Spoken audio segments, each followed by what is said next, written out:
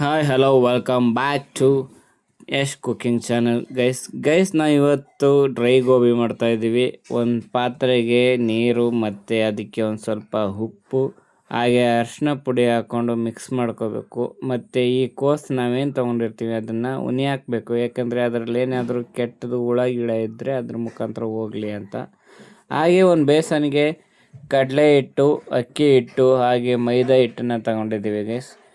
ಮೈದಾ ಹಿಟ್ಟನ್ನ ತಗೊಂಡು ಅದಕ್ಕೆ ಒಂದು ಸ್ವಲ್ಪ ಅಚ್ಕಾರದ ಪುಡಿ, ಸ್ವಲ್ಪ ಅರಿಶಿನ ಪುಡಿ ಹಾಗೆ ಅದಕ್ಕೆ ಶುಂಠಿ ಬೆಳ್ಳುಳ್ಳಿ ಪೇಸ್ಟ್ ಹಾಕ್ಕೊಂಡು ಒಂದು ಸ್ವಲ್ಪ ಗರಂ ಮಸಾಲ ಹಾಕೋಬೇಕು. ಹಾಗೆ ಒಂದು ಸ್ವಲ್ಪ ಧನಿಯಾ ಪುಡಿ ಹಾಕ್ಕೊಂಡು ಅದಕ್ಕೆ ಸ್ವಲ್ಪ ನೀರು ಹಾಕೋಬೇಕು. ಹಾಗೆ ಒಂದು ಸ್ವಲ್ಪ ನಿಂಬೆಹಣ್ಣು ಕೂಡ ಹಾಕೋಬೇಕು. ಹಾಗೆ ರುಚಿಗೆ ತಕ್ಕಷ್ಟು ಉಪ್ಪನ್ನ ಹಾಕ್ಕೊಂಡು ಹಾಗೆ ಒಂದು ಸ್ವಲ್ಪ ಕರಿಬೇವು ಹಾಕ್ಕೊಂಡಿದ್ದೀವಿ.